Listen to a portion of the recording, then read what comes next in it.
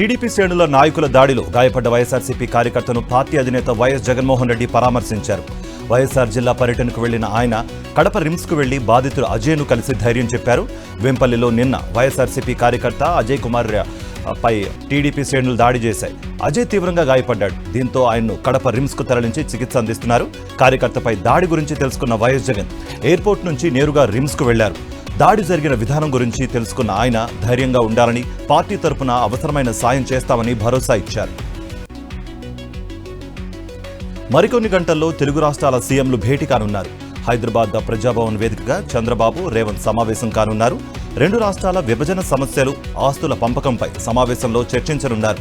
AP నుంచి సీఎంతో పాటు CS Neerabh Kumar, మంత్రులు అనగాని సత్యప్రసాద్, బీసీ జనార్దన్ రెడ్డి, కందుల దుర్గేష్ తదితరులు ఈ సమావేశంలో పాల్గొనున్నారు. ఇటు తెలంగాణ నుంచి సీఎం రేవంత్ రెడ్డితో పాటు మంత్రులు శ్రీధర్ బాబు, పొంగులేటి శ్రీనివాసరెడ్డి హాజరవుతారు. వీరితో పాటు సీఎస్, ఆర్థిక, రెవెన్యూ ఉన్నతాధికారులు కూడా ముఖ్యమంత్రుల భేటీకి హాజరవుతారు. ప్రధానంగా షెడ్యూల్ 9, 10లో ఉన్న సంస్థల విభజనపై చర్చించే అవకాశం ఉన్నట్లుగా అధికార వర్గాలు తెలిపాయి. ఇటీవల కాంగ్రెస్లో చేరిన బీఆర్ఎస్ సీనియర్ నేత కేకేను తెలంగాణ ప్రభుత్వ సలహాదారుగా నియమించారు. పబ్లిక్ అఫైర్స్ సలహాదారుగా కేకే నియామకం ఖరారైంది. ఈ మేరకు కేకేకు కేబినెట్ హోదా కల్పించింది తెలంగాణ ప్రభుత్వం. నల్గొండ జిల్లా మిర్యాలగూడ రైల్వే స్టేషన్లో ఫలక్నుమా ఎక్స్ప్రెస్ గంటన్నర పాటు నిలిచిపోయింది. హౌరా నుంచి సికింద్రాబాద్ వెళ్తున్న సింహపురి ఫలక్నుమా ఎక్స్ప్రెస్ సాంకేతిక లోపంతో ఆగిపోయింది. రైల్లో హిల్ బ్రేక్ లాక్ కావడాన్ని గుర్తించిన రైల్వే అధికారులు అక్కడికక్కడే నిలిపివేశారు. దీంతో ఆ మార్గం గుండా రాకపోకలు సాగించే రైళ్లకు అంతరాయం కలిగింది. కొంతకాలంగా నల్గొండ జిల్లా హైవే శివారు ప్రాంతాల్లో వరుస దొంగతనాలకు పాల్పడుతున్న పార్టీ గ్యాంగ్ను పోలీసులు అరెస్ట్ చేశారు. ముఠాకు చెందిన ఇద్దరిని అదుపులోకి తీసుకుని మీడియా ముందు ప్రవేశపెట్టారు. తెలంగాణ వ్యాప్తంగా వీరిపై మొత్తం 32 కేసులు నమోదై ఉన్నట్లుగా జిల్లా ఎస్పీ పవార్ తెలిపారు. పరారీలో ఉన్న మరో ముగ్గురి కోసం గాలిస్తున్నామని అన్నారు. నీట్ యూజీ కౌన్సిలింగ్ వాయిదా పడింది. తదుపరి ఉత్తర్వులు ఇచ్చే వరకు కౌన్సిలింగ్ వాయిదా వేస్తున్నట్లుగా కేంద్ర ప్రభుత్వం ఆదేశాలు జారీ చేసింది. నీట్ పేపర్ లీక్ అయిందని, పరీక్ష నిర్వహణలో అవకతవకలు జరిగాయని పెద్ద ఎత్తున ఆరోపణలు వచ్చిన నేపథ్యంలో కీలక నిర్ణయం తీసుకున్నారు. గతంలోనే సిబిఐ దర్యాప్తునకు సైతం కేంద్రం ఆదేశించింది. స్వాతంత్ర్య సమరయోధుడు బాబా జగ్జీవన్ రామ్ వర్ధంతి సందర్భంగా ఆయనకు వైఎస్ఆర్సీపీ అధినేత, మాజీ సీఎం వైఎస్ జగన్ నివాళులర్పించారు. అట్టడుగు వర్గాల అభివృద్ధి కోసం తన జీవితాన్ని త్యాగం చేసిన మహనీయుడు బాబా జగ్జీవన్ రామ్ అంటూ కొనియాడారు. స్వాతంత్ర సమరయోధుడిగా, కేంద్ర మంత్రిగా, దేశ ఉప ప్రధానిగా దేశానికి ఆయన అందించిన సేవలు చిరస్మరణీయం అన్నారు. ఈ మేరకు ట్విట్టర్లో పోస్ట్ చేశారు. విజయవాడలోని ఇంద్రకీలాద్రిపై కొలువైన దుర్గమ్మ సన్నిధిలో ఆషాఢమాసం ఉత్సవాలు ఘనంగా ప్రారంభమయ్యాయి. తొలి ఆషాఢం సారెను వైదిక కమిటీ సభ్యులు, ఆలయ అర్చకులు సమర్పించారు. కనకదుర్గా నగర్లోని గోశాల నుంచి మేళతాళాలు, మంగళ వాయిద్యాలు, కోలాట నృత్యాల నడుమ అమ్మవారి శారీ ఊరేగింపుగా కొండకు చేరుకుంది. విశాఖ నగరానికి చెందిన ఓ ప్రైవేట్ ఆసుపత్రి యాజమాన్యం కిడ్నీ రాకెట్పై వివరణ ఇచ్చింది. తమ ఆసుపత్రికి అనిల్ అనే ఉద్యోగి జరిపిన లావాదేవీలకు ఎలాంటి సంబంధం లేదని తేల్చి చెప్పింది. అంతేగాక అనిల్ను పోలీసులకు అప్పగించారు. కొన్ని నెలల కాలంలో కేవలం ఒక కిడ్నీ మార్పిడి మాత్రమే తాము చేశామని ఆసుపత్రి యాజమాన్యం వెల్లడించింది. తమ ఆసుపత్రి గురించి సామాజిక మాధ్యమాల్లో దుష్ప్రచారం జరిగిందన్నారు.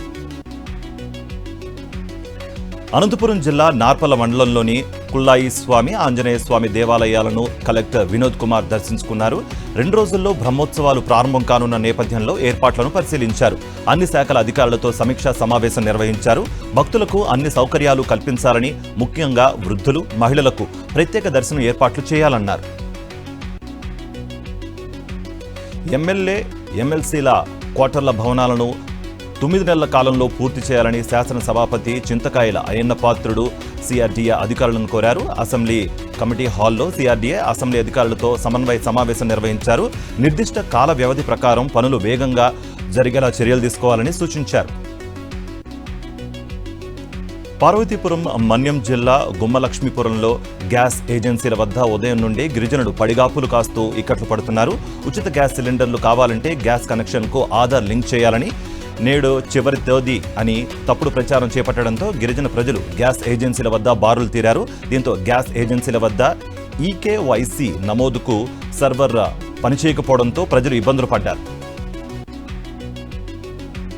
అనంతపురం జిల్లా గుంతకరు రైల్వే డివిజన్ కార్యాలయంలోని వివిధ శాఖల్లో సిబిఐ అధికారుల బృందం సోదాలు నిర్వహించింది. ఈ మేరకు Guntakal railway divisional manager Vineet Singh ఇంట్లో సిబిఐ అధికారులు సోదాలు నిర్వహించారు. రైల్వే బ్రిడ్జిలకు సంబంధించి రమేష్ రెడ్డి అనే కాంట్రాక్టర్ను లంచం డిమాండ్ చేయడంతో సదరు కాంట్రాక్టర్ సిబిఐ అధికారులను ఆశ్రయించారు. ఏలూరు జిల్లాలో ఎగువ కురుస్తున్న భారీ వర్షాలతో పోలవరం ప్రాజెక్టులో వరద నీరు పెరుగుతోంది. క్రమంగా వరద ఎక్కువ అవుతుండటంతో అధికారులు నీటిని దిగువకు విడుదల చేశారు.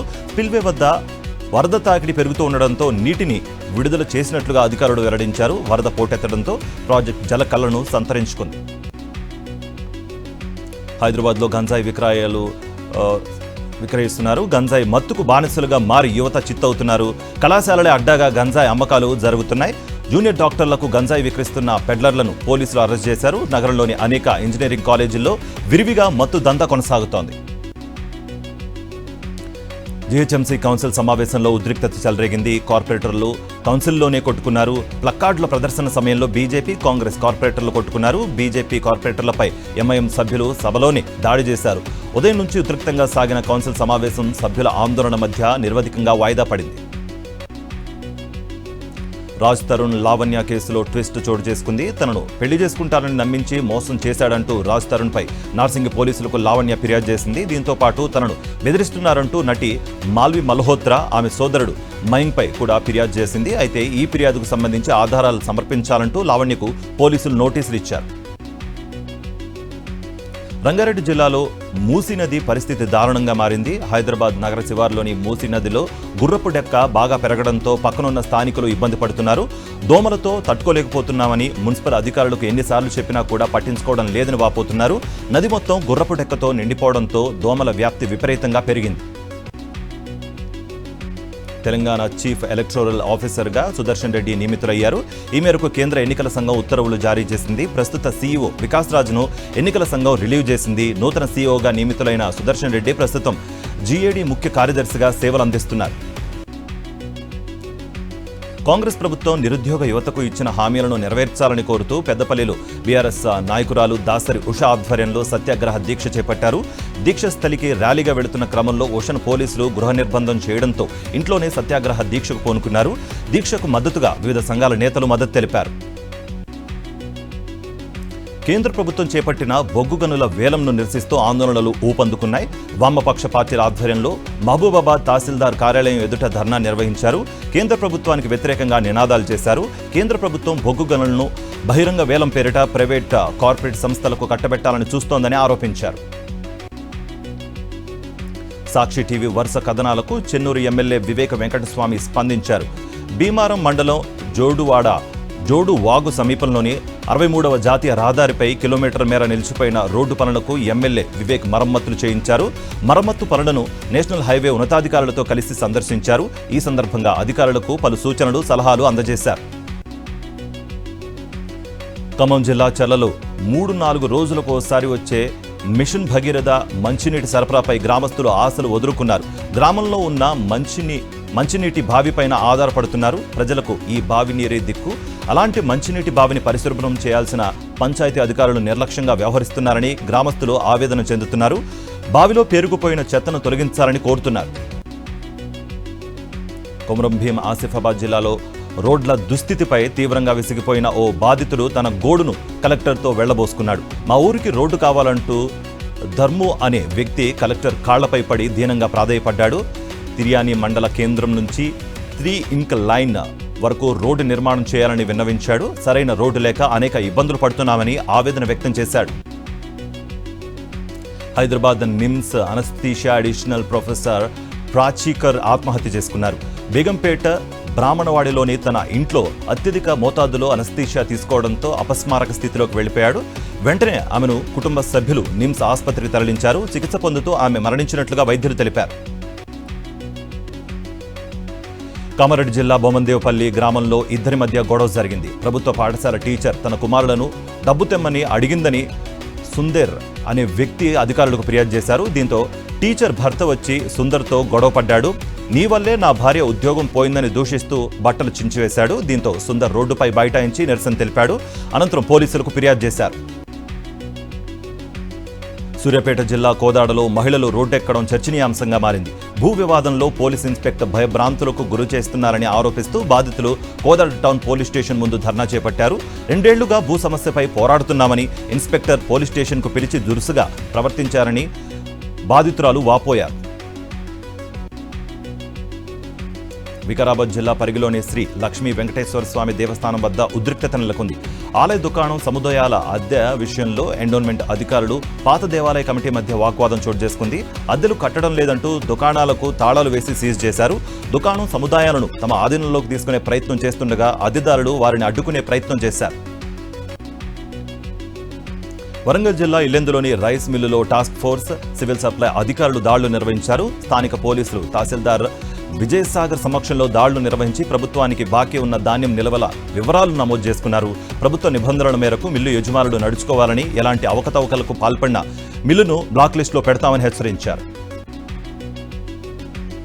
శ్రీ సత్యసాయి జిల్లా పుట్టపర్తిలో హిజ్రాల మధ్య తీవ్ర ఘర్షణ చోటు చేసుకుంది. పుట్టపర్తి మున్సిపాలిటీ పరిధిలోని బ్రాహ్మణపల్లిలో పుట్టినరోజు వేడుకలు జరుపుకుంటున్న హిజ్రా పల్లవి ఇంట్లోకి చొరబడి దాడి చేశారు. పులివెందుల, ధర్మవరం, నెల్లూరు హిజ్రాలు కత్తులు, రాడ్లు తీసుకొచ్చి విచక్షణారహితంగా దాడికి తెగబడ్డారు. ఈ ఘటనతో ఆ ప్రాంతం ఒక్కసారిగా ఉద్రిక్తంగా మారిపోయింది. ప్రతికూల వాతావరణ పరిస్థితులు పవిత్ర అమర్నాథ్ యాత్రకు ఆటంకంగా మారాయి. జమ్మూ కాశ్మీర్లోని భారీ వర్షాలకు బల్తాల్, పహల్గామ్ మార్గాల్లో యాత్రకు తాత్కాలికంగా ఆపివేశారు అధికారులు. యాత్రికులు బేస్ క్యాంపులోనే బస చేయాలని సూచించారు. మరోవైపు అమర్నాథ్ గుహలోకి హిమలింగం కరిగిపోవడం ఆందోళన కలిగిస్తోంది. బీఎస్పీ తమిళనాడు రాష్ట్ర అధ్యక్షుడు కె ఆమ్స్ట్రాంగ్ గుర్తు తెలియని వ్యక్తుల చేతుల్లో దారుణ హత్యకు గురయ్యారు. చెన్నై పెరంబూరు ప్రాంతంలో ఈ ఘటన చోటు చేసుకుంది. బైకుల మీద వచ్చిన కొందరు దుండగులు ఆమ్స్ట్రాంగ్ పై కత్తులతో దాడి చేశారు. ఆ టైంలో ఆయన వెంట ఉన్న మరో 2 కూడా గాయపరిచారు. వెంటనే ఆయన్ను స్థానిక రాజీవ్ గాంధీ జనరల్ ఆసుపత్రికి తరలించగా అప్పటికే ఆయన మృతి చెందారు. ఢిల్లీ మద్యం కుంభకోణం కేసులో అరెస్ట్ అయిన బీఆర్ఎస్ ఎమ్మెల్సీ కవితకు మరోసారి చుక్కెదిరింది. సిబిఐ కేసులో కవిత కస్టడీని జూలై 18 వరకు పొడిగించింది రౌజ్ ఎవెన్యూ కోర్టు. సిబిఐ కేసులో రిమాండ్ గడువు ముగియడంతో వీడియో కాన్ఫరెన్స్ ద్వారా కవితను న్యాయమూర్తి ఎదుట హాజరుపరిచారు అధికారులు. విచారణ అనంతరం ఎమ్మెల్సీ కవిత కస్టడీని జూలై 18 వరకు పొడిగించింది కోర్టు. బ్రిటన్ సార్వత్రిక ఎన్నికల్లో ఘన విజయం సాధించిన లేబర్ పార్టీ నేత కీర్ స్టార్మర్ శుభాకాంక్షలు తెలియజేశారు ప్రధాని మోదీ. భారత్, యూకే సమగ్ర వ్యూహాత్మక భాగస్వామ్యాన్ని మరింత బలోపేతం చేయడమే లక్ష్యంగా స్టార్మర్తో కలిసి పనిచేసేందుకు ఎదురుచూస్తున్నట్లుగా ఎక్స్లో పోస్ట్ చేశారు ప్రధానమంత్రి. నీట్ పీజీ 2024కు తేదీ ప్రకటించింది national testing agency NTA. August 11న 2 షిఫ్టుల్లో ఎంట్రన్స్ ఎగ్జామ్స్ నిర్వహించనున్నట్లుగా ప్రకటన జారీ చేసింది. జూన్ 22న నీట్ పీజీ జరగాల్సి ఉండగా కొన్ని గంటల ముందు పరీక్ష వాయిదా వేస్తున్నట్లుగా ప్రకటించింది ఎన్టీఏ. తాజా నీట్ పీజీ కొత్త షెడ్యూల్ విడుదల చేసింది ఎన్టీఏ.